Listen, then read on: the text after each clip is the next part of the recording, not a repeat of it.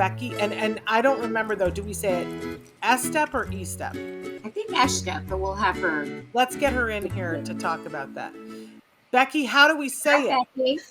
Becky. Hi, Shannon. Hi, Nancy. It's actually Estepp. Oh, it's Estepp. I was wrong. Yeah, Okay. it's all right. It's all right.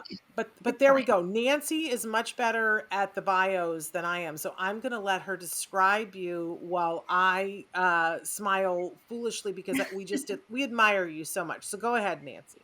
Oh, All right. gosh. Well, I'm going to read a bit here because you've got so many wonderful accomplishments. Becky is joining us as part of our Autism Family Portrait. She is the mother of a son on the spectrum, the oldest son, Eric. She has two sons, and she has done a lot of advocacy. She's worked for many autism nonprofits, TACA, the Autism Community in Action, the Elizabeth Burt Center for Autism Law and Advocacy, Health Choice, and Trace Amounts World Mercury Project. She's worked extensively with the press on issues related to autism and vaccine safety. And she's appeared on a number of shows, Good Morning America, ABC World News Tonight, CNN, Fox News.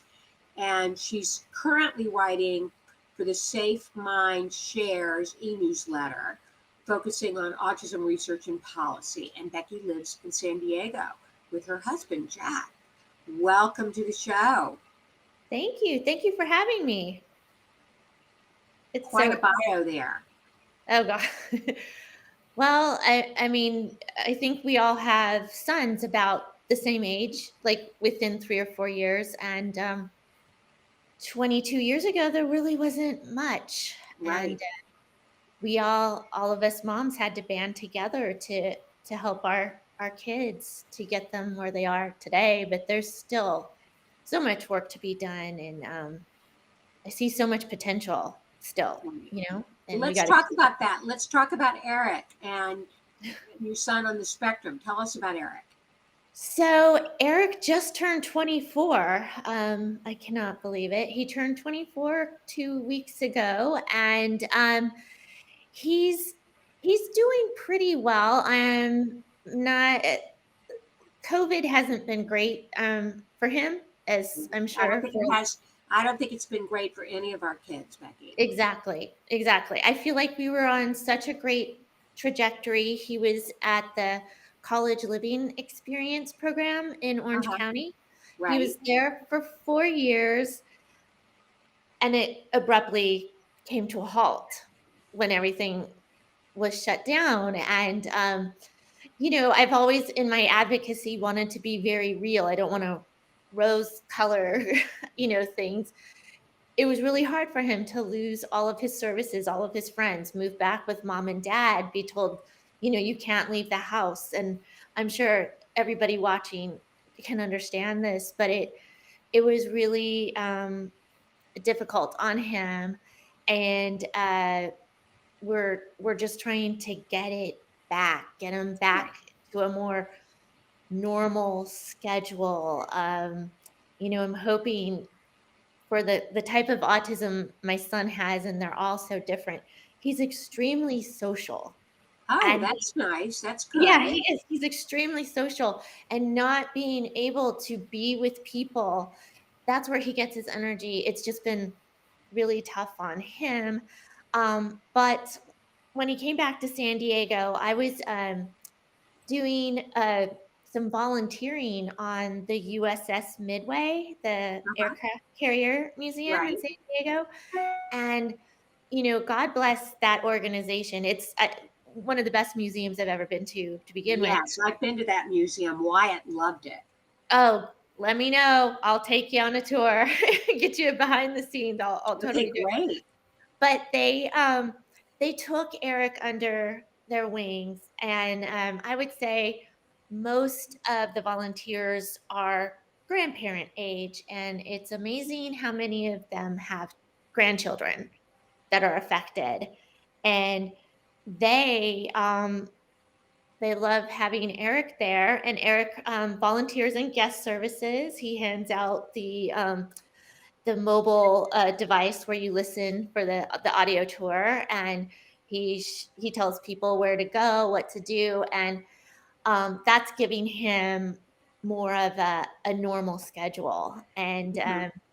he's funny. He loves to travel, and the parts that he loves of traveling is what everybody hates. He loves to be on a bus. He loves to like get to the airport gate. So, anyways, I'm telling you this because we he takes the bus all the way down to downtown San Diego, which is about an hour trip, but he loves that.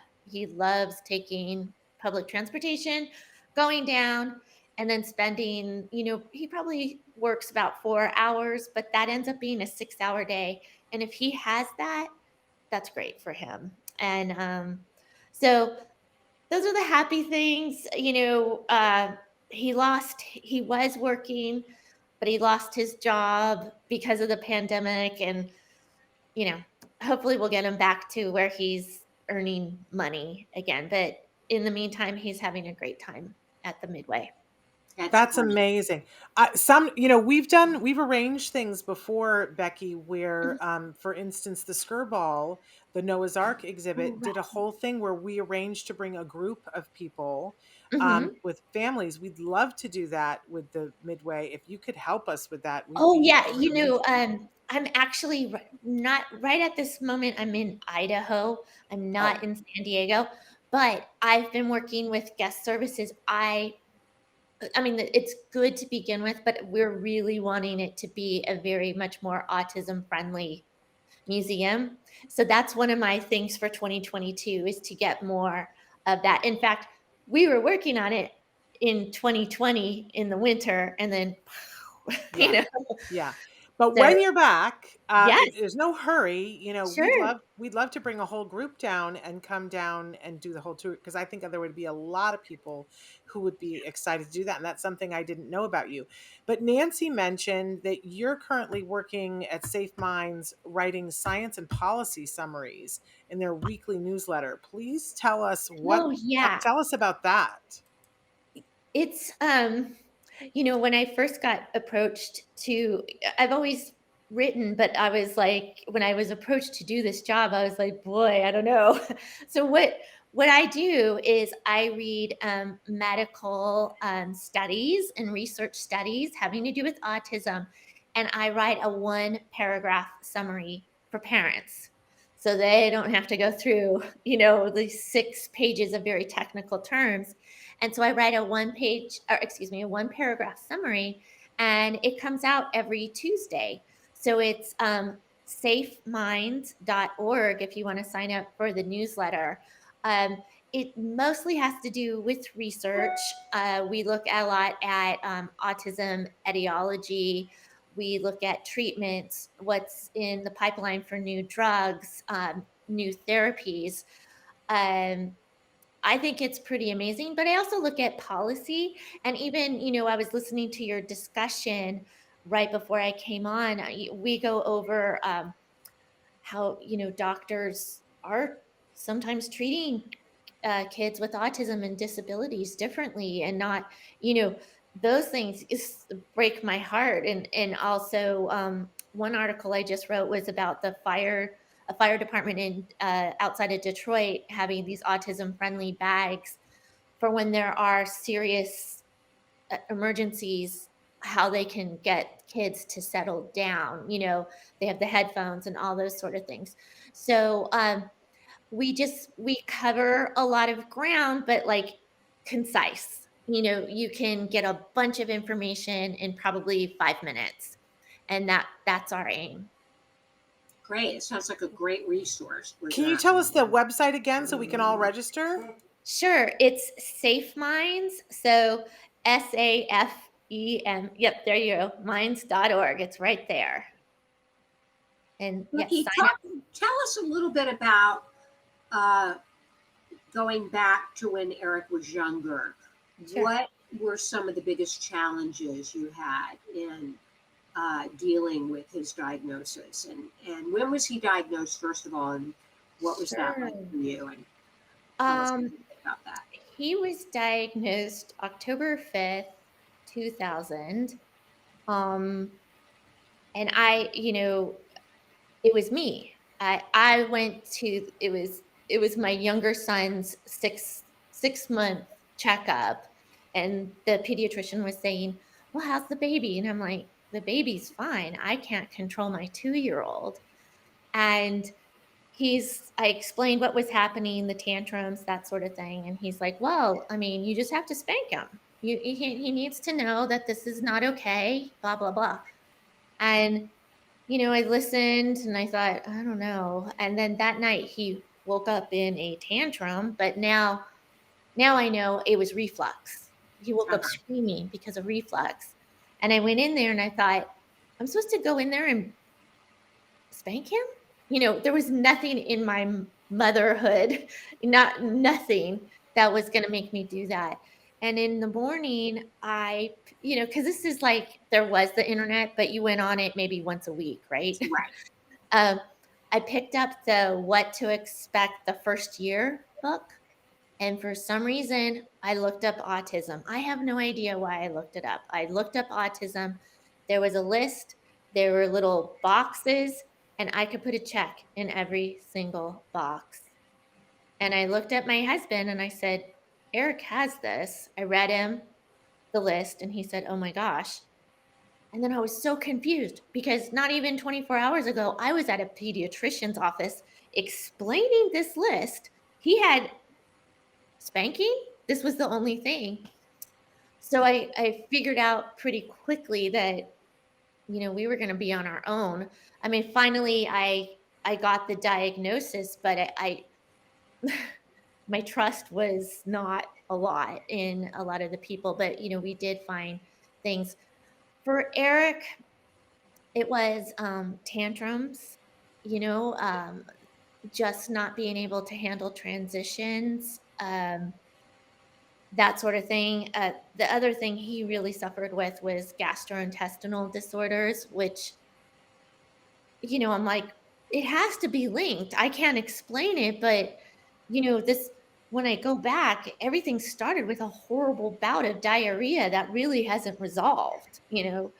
And so it was getting his diet cleaned up and all of that and getting him on a path to where he started feeling better. And when he felt better, he started behaving better, which makes sense. Then when he started behaving, he was able to learn. And we still have our challenges, but he does pretty well. He's doing pretty well. He's actually out at the we have a YMCA close to here. He's in the jacuzzi with a bunch of people that he met, just hanging Oh, out in the nice. jacuzzi.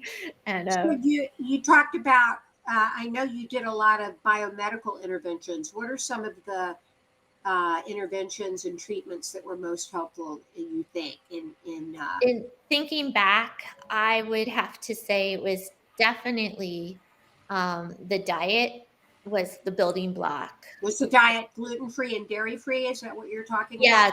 Yeah, I'm sorry, gluten-free, casein-free diet. Gluten-free. From age 2 until he went away for his college program. And Right. then it was just going to be too hard Right. to manage. And the only thing that I see is that now his eczema is back. Mhm. So, um, so to me, it does seem like he would still benefit from the diet, but it's hard to tell a 24-year-old or, an 18-year-old is like, so what? I have little patches on my skin. I don't care, Right. But I think at some point, maybe he will care and maybe he'll realize that's his body reacting to the gluten or the casein. It's very funny. He does eat wheat, but he rarely eats dairy.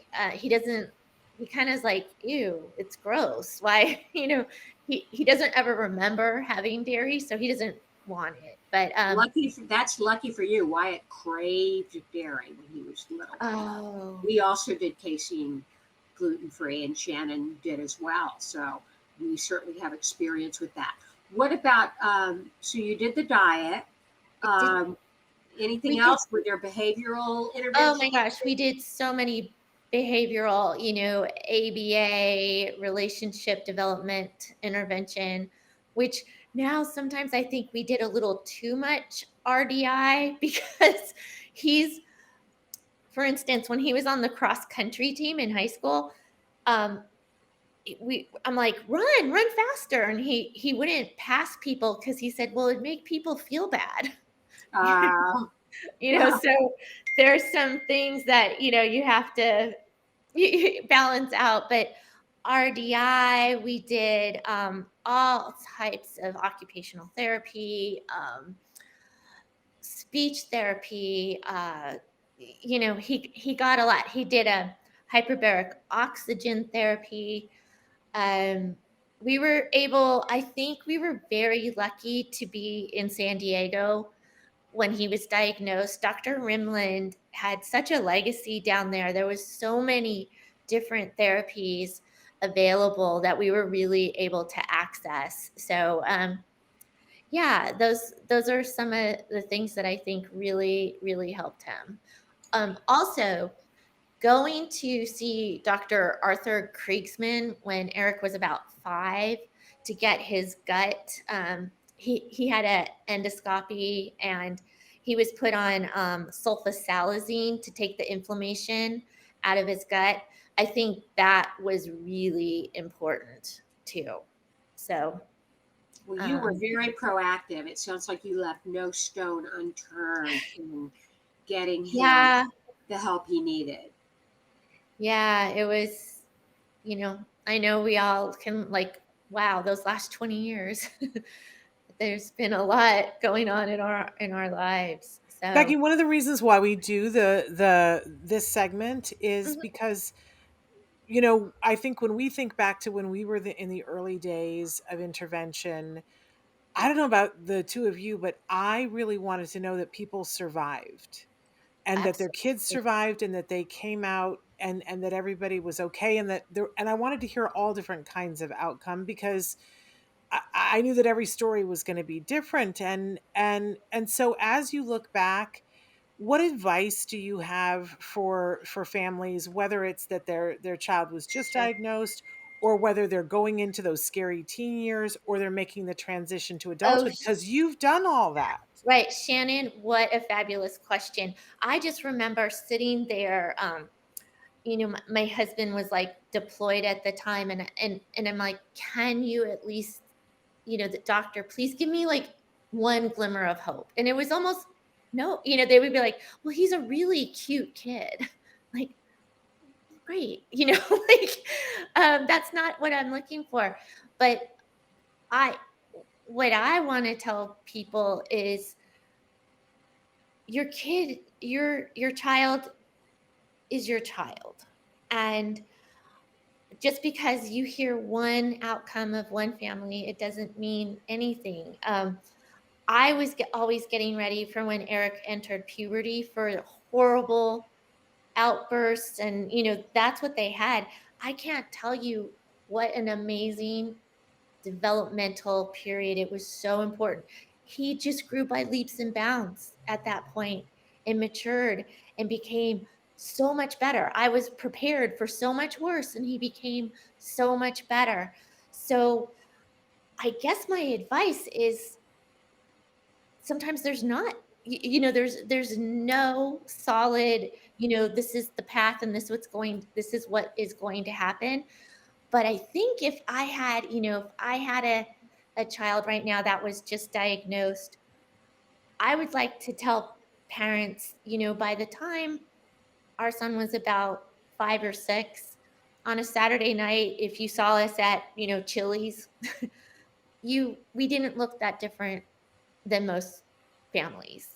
And and just hearing, not so much that we didn't look that different, but just the fact that you could go have a meal and sit down and everybody can, I just wanted to do some regular family things because you're you're given this diagnosis and not a lot of hope, and there is hope. And but I always want to manage that hope though too. I want the hope to be realistic and know that it comes with a lot of work, and you got to stick to it. There's got to be discipline, that sort of thing. Um, that's my advice, Great but advice. I think it's really important that families know that they have to run their own race. yes, yes, Every story is individual, and that's what this segment has certainly shown us as Autism Family Portraits. Whether you have a child that's severely affected, or whether mhm, you have a child that recovers, or whether you have a child that becomes high functioning, each family has their own distinctive path, and we can't compare ourselves, right? It's just we have to appreciate the journey you're on. we can't, it's like with Wyatt, I see his beautiful art. Oh my gosh, my heart soars when I see that. Thank you. Eric can't draw anything. It's like it's so interesting how they are their own flavor. And Yes. I can't, I can spot it all over the place, but every individual is just unique, and Yeah, they're and their that own kid. They're their own person. they're their own person, and yeah. Yeah, So, I had a conversation with a mom yesterday mhm, who talking to her about residential placements, and her son had been in residential since he was 8 years old. He's 26 now. okay. And the most, amazing thing she said to me that um, gave me hope was that she said that her son, she always felt like he was going to be okay. He always, no matter what, he always seemed to survive and thrive. And she said she felt like he had his own higher power looking out for him. Wow. And even though she had had a rough road because he was severely affected Mhm. and she had to place him outside of the home, there was still hope in her story.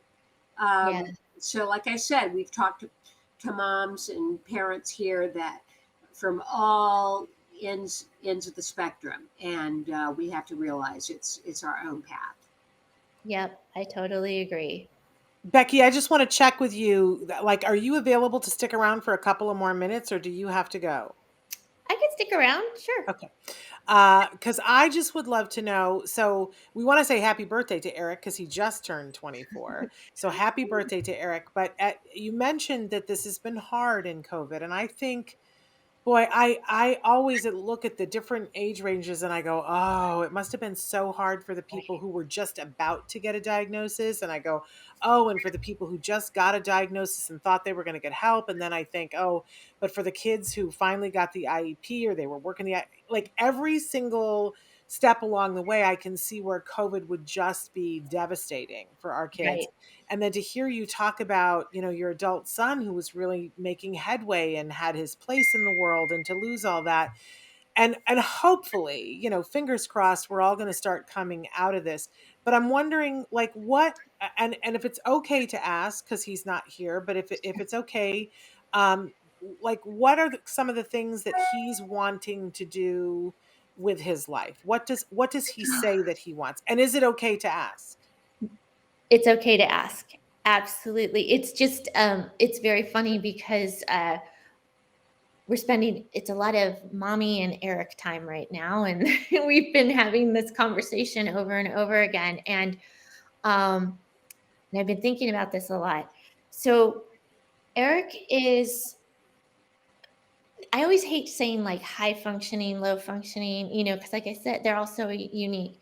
But Eric is functioning at a level so much that he feels like he wants to be an adult, an independent adult, but yet impaired just enough to realize he doesn't quite understand his limitations.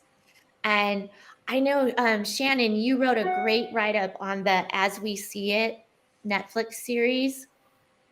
Oh boy, that hit me hard. And honestly, I haven't watched many autism TV shows. I'm like, I live it every day.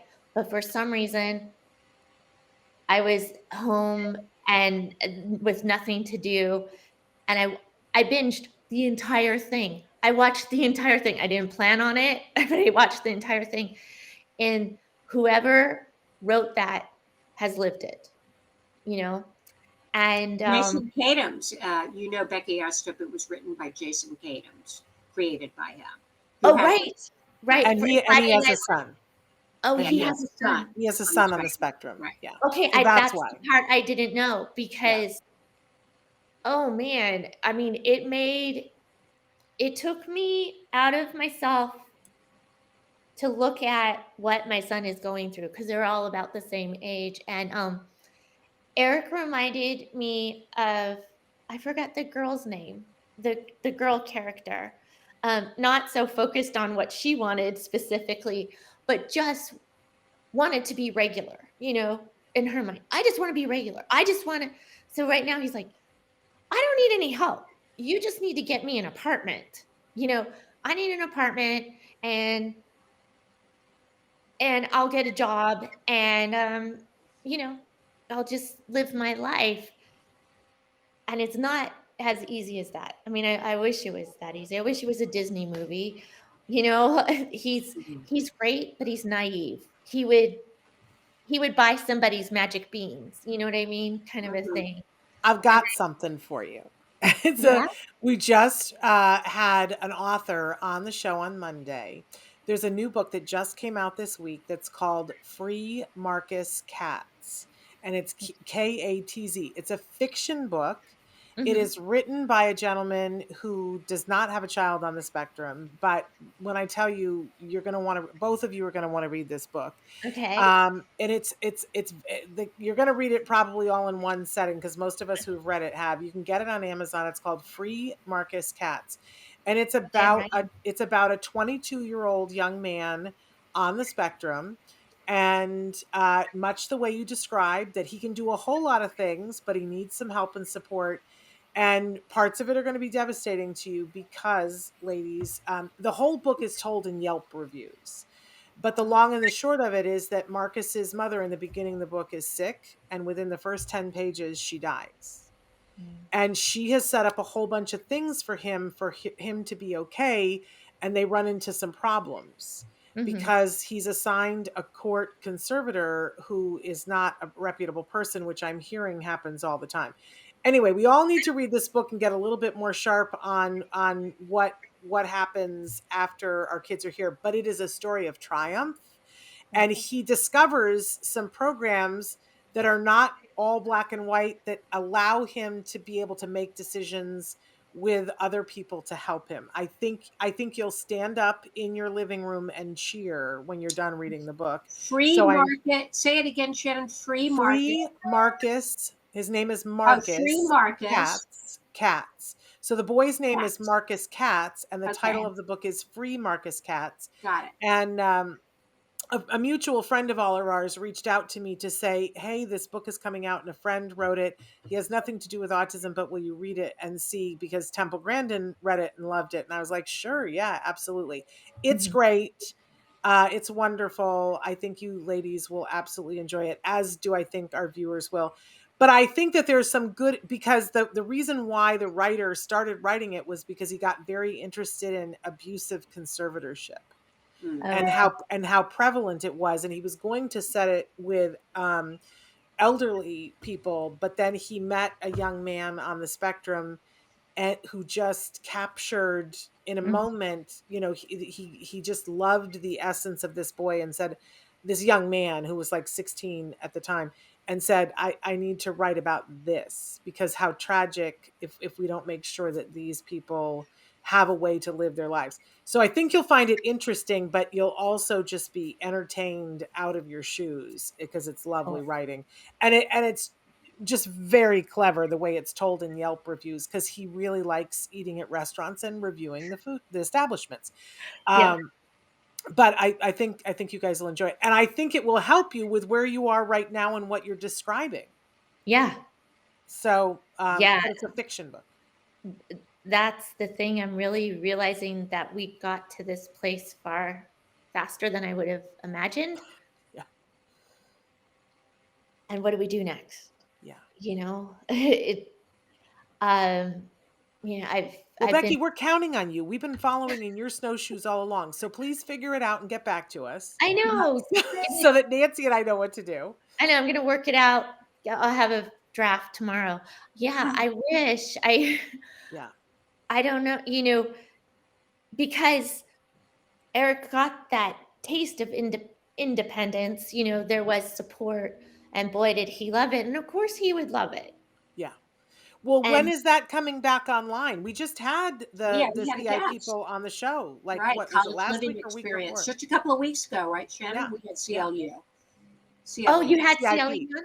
Yeah. Yeah. Yes. Yes. Oh, it was just that it's back. It's just that Eric had been there for 4 years, and we were going to get it slowly work on it, that he was going to exit the program, but it just like that.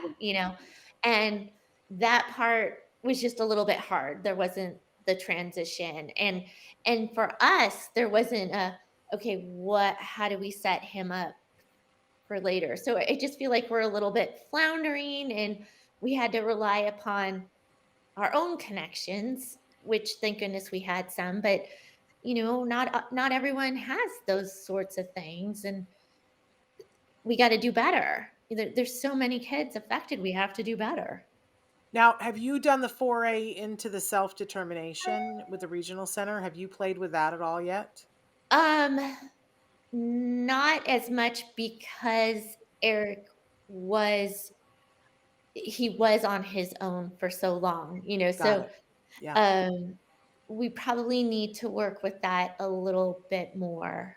But yeah, we It's haven't. such uncharted territory for all of us. I sort of feel like it's this thing, and that's just so brand new that even the regional center people don't know that much about it. And for those of you who don't know what we're talking about, here in California, they were making a slow transition. There was a group of people that were sort of the test subjects, the dry run, and Mhm. now self-determination is open to everybody in California, where basically you can go to the regional center and say, I need to create my own program because I don't fit in a program that you have, and that they will give you the funding that would normally have been given to you for a specific program for you to apply to a program that you like.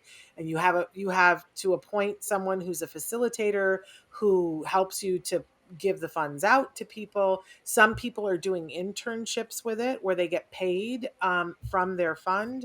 Other people are using it to go to school. And I mean, there's all different kinds of things, but it's so unique and new that Nancy, help me here, because I feel like I say to somebody, well, what are you doing with it? And then I ask somebody else and they're doing something so vastly Yeah. different that there's no clear path. No, there um isn't. And Shannon, I have dipped my toe into the SDP waters.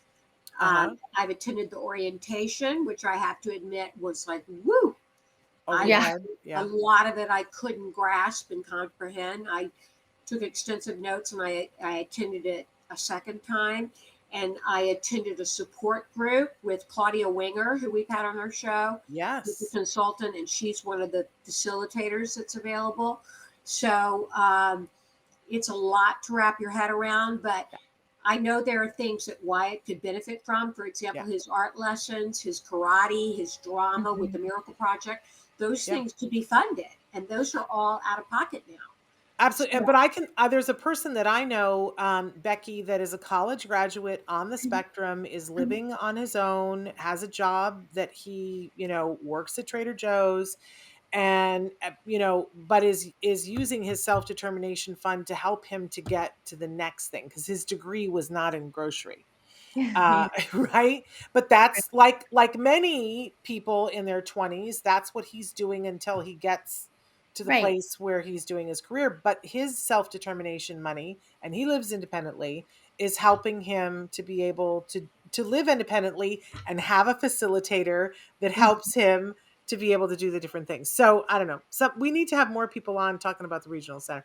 I didn't mean to hijack the conversation. No, no, no. I was wondering, because I did a summary, or a little article, I don't know, about maybe 6 months ago, about a facility in the Hudson Valley of New York Hmm. that is for adults with autism, and we're talking all over the spectrum. And I mean, it sounded so ideal. I could barely stand it. Right? It there's there's houses all over, like, it's acres and acres, and there's houses all over, and they get like roommates of like, you know, Yeah. like functioning, and there's all sorts of things, if you can work on it's an organic farm so that they're all eating, whatever. But then for the people that can work, there's transportation like into the town to do their job. And all the parents were just talking about, because we're all going to be having to think about someday we're not going to be here, Right. and how relieved they felt that their children, their adult children, are safely cared for, and not just safe, but thriving and having a good life, like a fulfilling life. And I'm like, oh my gosh, these need to be like every 30 miles. In California, that's how many people, or in your major metropolitan areas in the country, we need these all over the place. Absolutely. And Amen to that.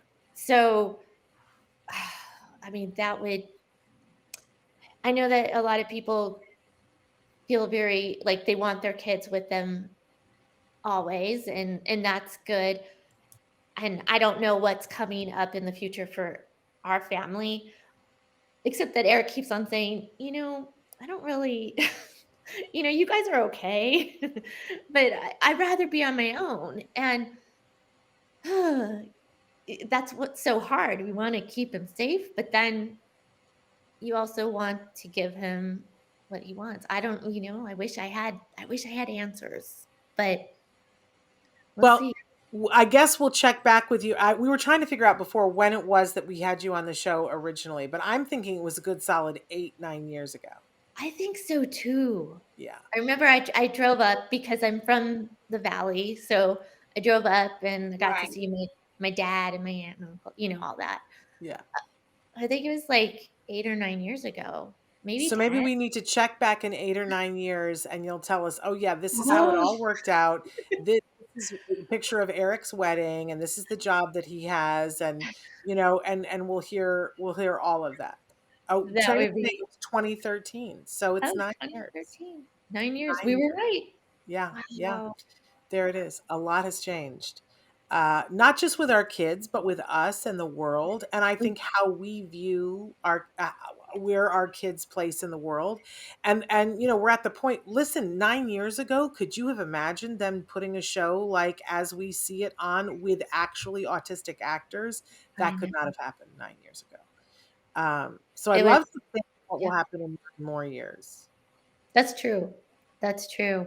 We'll be working away trying to make it better for everyone on the spectrum, every place on the spectrum, for their talents. The one thing, for the advice for the new parents is, I got so tired of us always focusing on Eric's deficits.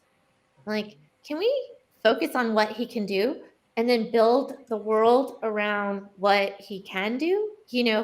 Like, I think that's good advice for parents, because what your kid is pretty good at and where they have skills and talents, and then build a program around that. Because sometimes, no matter how hard you try, there's going to be some of those things that just are not going to happen. But if you can take a skill that they do have and somehow compensate for it, I think that's why. Look at Nancy. I mean, Nancy, I'm sure that in the last few months you have noticed like how gazonga people are over Wyatt's art. Exactly. I mean, it's butter. It's better than butter. It's butter pecan. it's been great. He sold 5 paintings, and That's um, awesome. we're just Yeah. kind of heartbroken because his instructor moved away, and she was gifted with him. Finding the right teacher for our kids and the right guide for our kids can be everything, right? Yeah. Absolutely. But somebody else will turn up, I'm sure. I'm looking. They need to, because if you think about it, there was a day when you didn't have that instructor. So they Exactly. popped up out of nowhere. So, and they were a godsend. So I'm going to send mental thoughts to the next teacher who's supposed to be with Wyatt to show up, Okay. because I just feel like he's really coming into his own. And I hope he's like, that when I hope that even with COVID, he's feeling some connection to, I painted that, I sold it, and they gave me money. Yeah, You know I what I told mean? him It's about that. it's weird when you got to do it virtually. It's not quite the Right, Right. same as being in an art gallery and you hand them the thing and they hand right. you the money. But does he get it though, that people are going nuts Yeah, over he his pain? understands he got paid. Um, I've told him the money's going to his art lessons. So, Okay, yeah. fantastic. Fantastic. Well, ladies, I can't believe it, but we're essentially out of time here. And Becky, thank you for being willing to stay with us, because I've so enjoyed this conversation. I don't know why we waited 9 years to have the conversation again, but glad that you could do this with us. Oh my gosh, this has been a really nice afternoon, and I get to go back and write my articles. And it was just a great break, and it's so fabulous seeing both of your smiling faces and catching up. And I you know, can't wait to subscribe, and tell us again the website, and Traven will put it up on the screen. But a lot of people listen to the podcast when they're walking or talking, so oh it is sure. important for you to say it as well. So it's safeminds.org. So the word safe minds, all one word, .org. And if Great. we register and sign up for it, we get it every Tuesday. Is that what you said? Yep, every Tuesday, barring any kind of disasters. I It's love almost that. always Tuesday. I Fantastic. absolutely. All right, Becky, thank you so much for being a part of the show today. Oh, you're welcome. Take care, guys. You All right, until too. next Take care. Happiness time. and Bye good bye.